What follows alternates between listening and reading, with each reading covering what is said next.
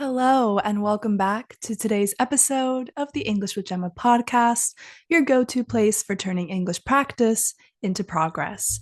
So, I hope you guys are all doing really well today. I am I'm attempting to wear a headscarf for the first time. Not sure how I feel about it, but I think it's kind of a vibe. I don't know if it's giving pirate a little bit, but I kind of like it. Um, Let me know what you think.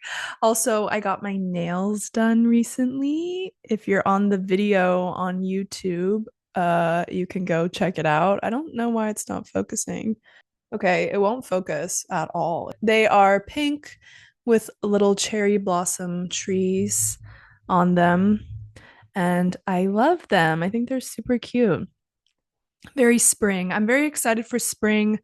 As I've mentioned in my previous podcasts, I really struggle when the weather is not good. I really struggle with my mental health. And now that it's starting to get a bit warmer and the sun is coming out more often, I am very excited and I'm loving it. So, yes, I definitely thrive in the spring. Also, my birthday is in April, so it kind of makes sense that I like the spring. So, yeah, I hope you guys are all doing well. And today's episode is actually something that was suggested to me by a subscriber on YouTube. Somebody asked, what are like things we can do during the day that will help us improve our English? In other words, what's the best daily routine to learn English fast? So that is what today's episode is going to be about, and I hope you'll find it really interesting. So let me have a look at my notes. Basically, we are going to go through morning, afternoon, and evening routine and things that you can be doing every single day to improve your English. So I think everybody has felt stuck or frustrated at some point in their English learning journeys because you feel like you're improving, but then you might get stuck. Or maybe you feel like you're not improving as fast as you could, and you know that you could be doing more, but you're not really sure where to start, or maybe you're not sure how to continue. So I'll let you in on a little secret. The key is not about studying for hours at a time, it's about creating a smart daily routine that you can incorporate easily into your existing lifestyle and that you can follow easily, and it will help you to stay motivated. So, in this episode, that's what we're going to do. We're going to break down the perfect daily routine for learning English fast. So let's get started. Okay.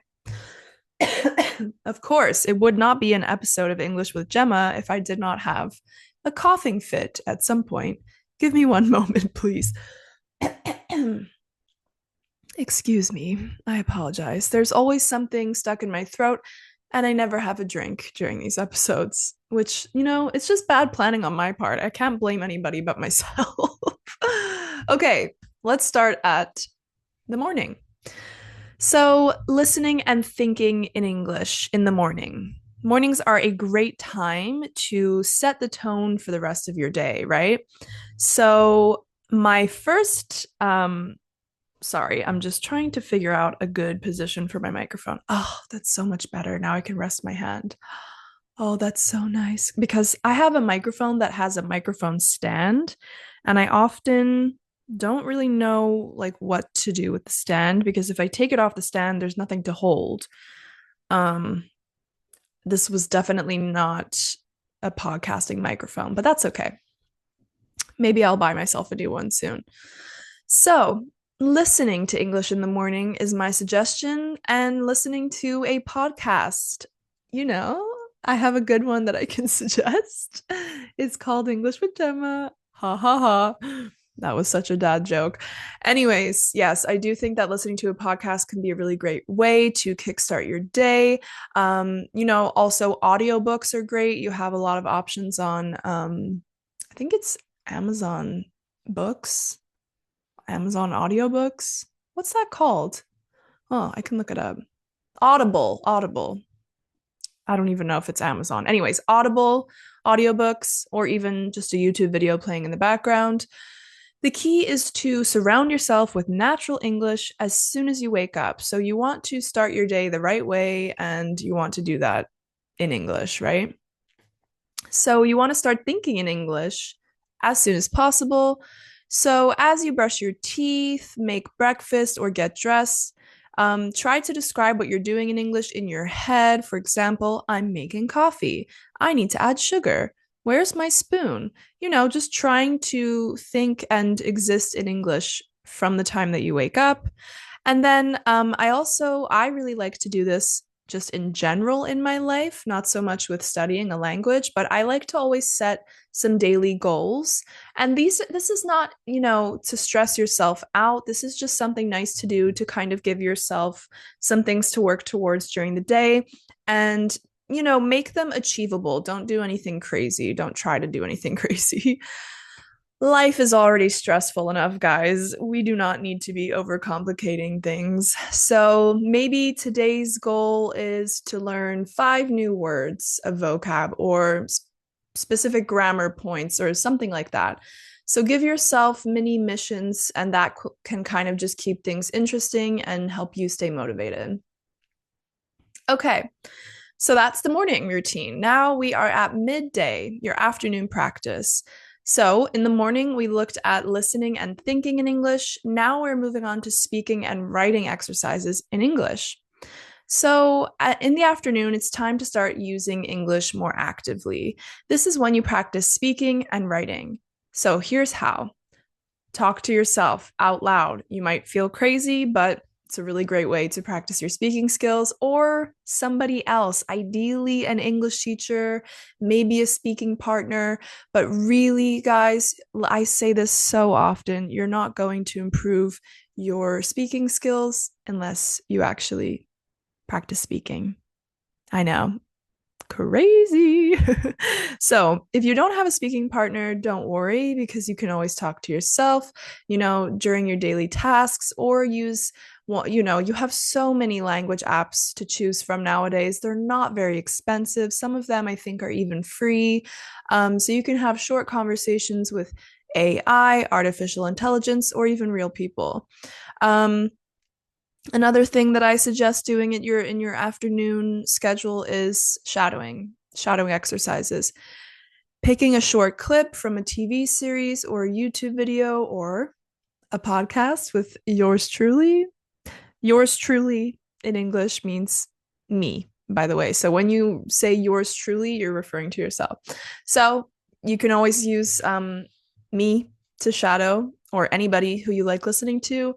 And you try to play the clip of audio, listen to it a few times, and then try to mimic the speaker's pronunciation and intonation as closely as possible. My last suggestion for the afternoon is something that I do daily and I love it. It is journaling. So for you guys, I'm going to suggest journaling in English, obviously, and writing a short entry about your day, what's going on so far, your thoughts, or even your plans for the future. So this will help you practice multiple different tenses, which is really cool.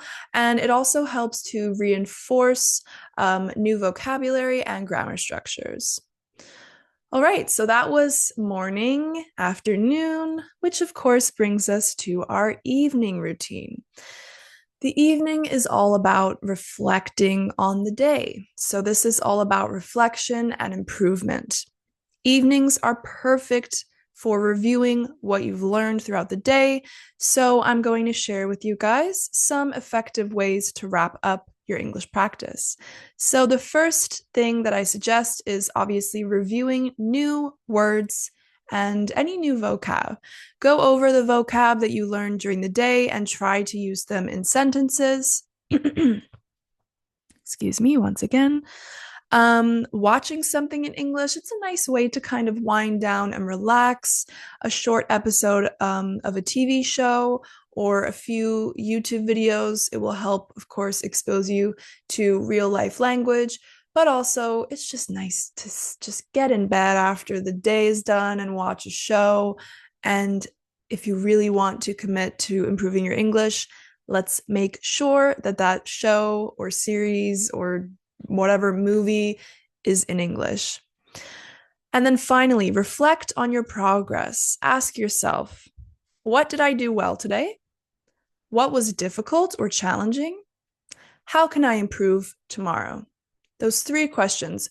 What went well today? So we're first reflecting on our successes. We're being nice to ourselves. We're asking what was challenging? What was a bit difficult? Let's be honest with ourselves. What did we kind of have some difficulties with? And then finally, how can I take those challenges that I faced today and improve on them tomorrow? What can I do to improve on those things? So, keeping a short reflection journal like that can also give you a really neat way to track your progress because sometimes it's really hard.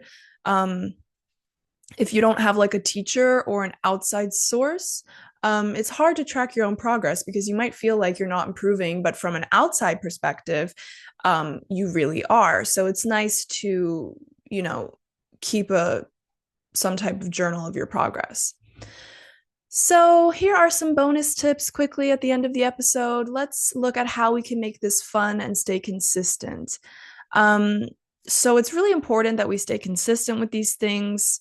And in order to stay consistent, we need to stay engaged and motivated, right? Because if something's boring and it's not fun and it feels like a chore, we are not going to want to continue doing that thing, obviously. So, my top tips are mix it up.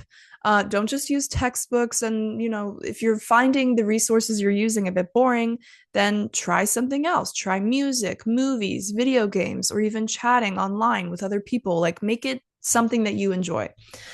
Find a study buddy. It's always easier to have someone to practice with. It makes learning a bit more fun and it holds you accountable because you have someone that can say, hey, are we studying today? And you don't want to let them down. So you're less likely to cancel and you're more likely to stick with your study schedule. And finally, use English in your hobbies. If you like cooking, watch recipe videos in English. If you like gaming, play your video games and get on Call of Duty and I don't know, shit talk people on Call of Duty in English. It might be a good way to practice your skills. So, yeah, those are my little tips. How we can kind of make it interesting and stay consistent. Remember that small daily habits lead to big improvements over time. So start today, choose one or two of these tips and make them part of your routine. If you enjoyed this episode, don't forget to follow me on all my social medias, which is English with Gemma on everything. I'm English with Gemma on Instagram, Spotify, YouTube, and TikTok. So I really appreciate the support, you guys. And if you have any suggestions, feel free to comment down below and let me know what you would like to see in the next episode. Also, if you're on YouTube, don't forget to hit the notification bell so that you can be notified whenever I upload. Thanks for watching, and I'll see you guys in the next episode. Bye.